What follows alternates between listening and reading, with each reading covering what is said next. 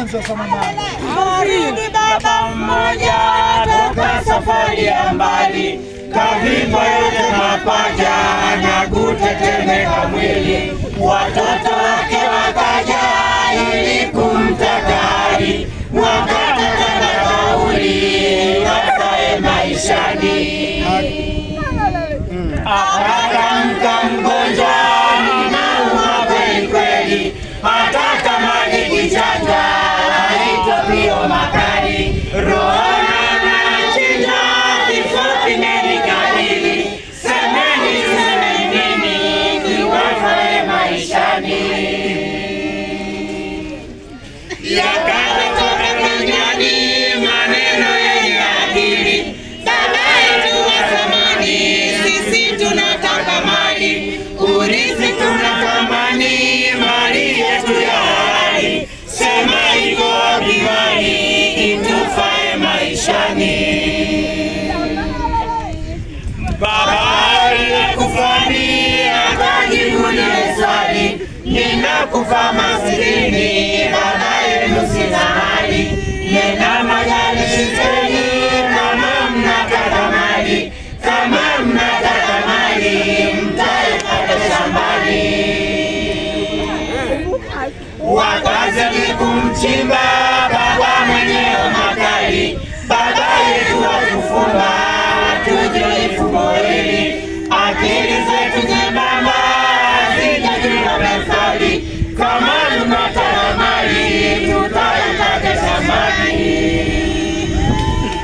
Kwa sababu ya maomba ikarudi, fanyeni kazi shambani, mwisho mtapata mali. Haya sasa kulieni, kifo kimeliwasili, kama mnataka mali mtaipata shambani.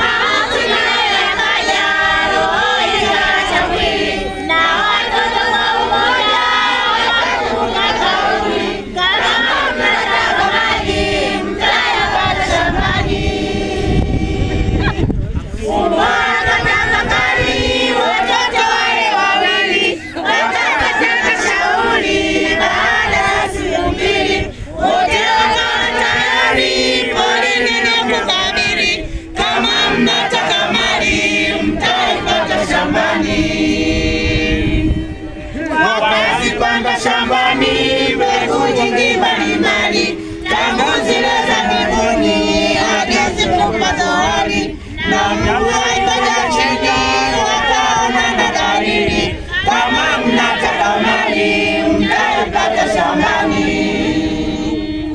Shamba wakapalilia bila kupata ajali, mavuno yakawajia wakafaidi ugali, wote wakashangilia wakakumbuka kauli, kama mnataka mali mtaipata shambani. Wakanunua ng'ombe, majike kama fahari, wakapata na vikombe, mashine na baiskeli, hawakutaka pombe sababu pombe si mali, kama mnataka mali mtaipata shambani.